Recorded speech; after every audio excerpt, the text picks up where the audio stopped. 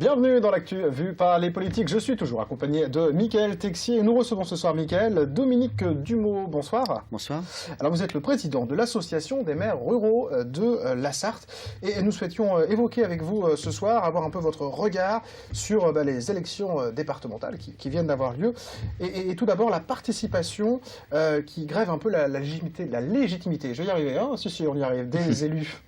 Alors, la légitimité, je ne sais pas, mais on a souhaité les interpeller malgré tout sur ces résultats et surtout sur la participation. Et on s'est amusé à faire un petit calcul. Et on s'est rendu compte qu'en fait, en zone rurale, parce que l'association des maires ruraux, c'est quand même son cheval de bataille, sur 10 personnes en âge de voter, on en a déjà une qui n'est pas inscrite sur les listes électorales, 5 autres qui ne vont pas voter ou qui ont glissé un bulletin blanc ou nul dans les urnes, 2 qui ont voté pour des partis politiques autres, et donc 2 qui ont voté pour la majorité en place. Donc la seule chose qu'on souhaite, c'est que les élus qui ont été élus démocratiquement ne l'oublient pas et gardent pendant les 6 années qui viennent ça en mémoire, de manière à ce que lorsqu'on aura peut-être, on ne sait pas, des élections départementales dans 6 ans, les citoyens ont envie d'aller se déplacer pour élire ces nouveaux candidats et que la démocratie fonctionne enfin. Qu'est-ce que ces élus doivent faire de plus, parce que, a priori, comme les maires, ce sont des élus de terrain.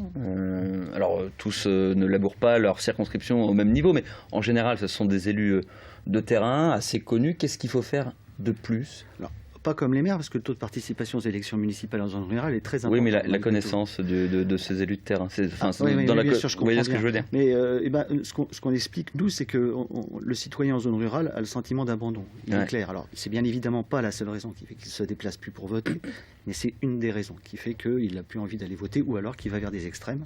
Et nous leur demandons juste de prendre en considération ces citoyens, d'arrêter de vouloir toujours mutualiser, regrouper dans les bourgs-centres et faire en sorte que les services de proximité, que la vie dans les villages perdure et que les gens aient envie d'y rester, s'y sentent bien. Bon.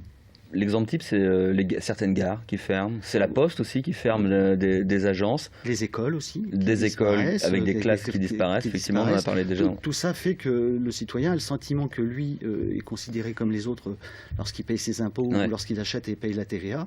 Mais derrière, il n'est pas considéré de la même manière lorsqu'il faut mener des politiques publiques dans les zones rurales ou dans les zones urbaines. Il n'y a pas cette difficulté, parce qu'avec les comptes publics tels qu'ils sont aujourd'hui, conserver des services publics partout, c'est presque impossible. Alors, les conserver partout, bien évidemment que ce n'est pas possible, mais malgré tout, il faut quand même faire en sorte que le minimum légal puisse rester sur les territoires.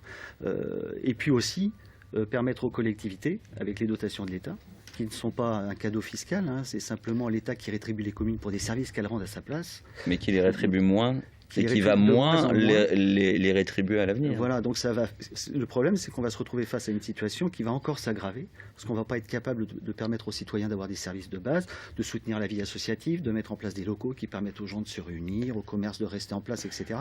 Et tout ça fait que ça risque encore de s'aggraver. La campagne est l'oubliée aujourd'hui du territoire. Elle est clairement la variable d'ajustement, on va dire. On voit, par exemple, pour vos collègues de France Bleu Maine, on cherche des économies, c'est les locales qui en subissent les conséquences. Donc c'est toujours la variable d'ajustement. La ruralité, parce qu'on est certainement moins organisé, c'est plus diffus sur le territoire et il est plus difficile de nous mobiliser. Un des autres aspects de cette élection, ça a été le vote Front National, majoritaire dans certaines communes rurales. Un désaveu politique, y compris des élus de terrain, parce que parfois ces gens-là arrivaient un peu de nulle part, alors qu'on le disait, il y a des gens qui sont sur le terrain depuis très longtemps. Oui, c'est clairement de la part des citoyens qui ont mis ce bulletin si lourd de sens dans l'urne. C'est de leur part un cri, à mon avis, c'est pas autre chose que ça. Bien évidemment, il y a quelques pourcents de gens qui croient aux valeurs du Front National, mais beaucoup, c'était plutôt de la contestation. Le danger, c'est qu'ils ont répété le même geste au deuxième tour, dans les cantons où le candidat Front National était resté. Ça prouve bien que le Front républicain, comme on l'entend souvent répéter, ne fonctionnera plus maintenant, et qu'il est nécessaire de mener une politique de proximité dans les territoires qui crient, à mon avis, leur désarroi avec ce bulletin de vote. Est-ce que le découpage, basé là plus sur la population que sur le territoire, joue un rôle et êtes-vous favorable à ce découpage ?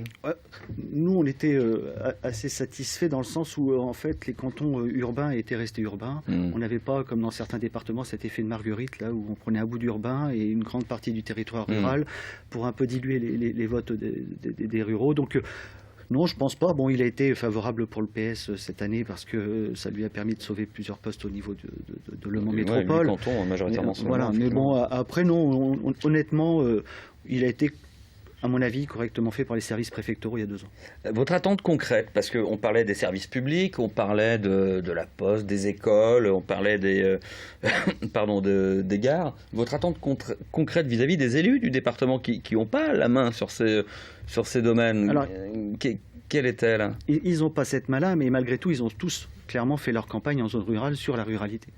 Donc, à partir de là, j'espère qu'ils vont tenir leurs engagements. Le département a de moins en moins de moyens, tout le monde le sait. Ils sont souvent consacrés au parti social, etc. Mais il a quand même des pistes, des enveloppes attribuées aux communes rurales. Ce qu'on attend du département, c'est qu'il arrête de ne financer que des projets qui sont souvent dans les communes-centres et qu'il diffuse sur l'ensemble du territoire son aide. Alors, il la maintient encore sur les derniers commerces, sur la restauration des églises, mais tout ce qui est service auprès du citoyen en salle associative, etc., ça a disparu et ne sont subventionnés que les projets portés par les intercommunalités, ce qui forcément éloigne ce service du citoyen, parce que même s'il est au cœur de l'intercommunalité, il n'est plus dans les villages. Merci Dominique Dumeau d'avoir participé à cette émission et de nous avoir éclairé votre regard sur ces élections départementales. Merci. Je vous remercie. Merci à vous. Tout de suite la fin de cette quotidienne.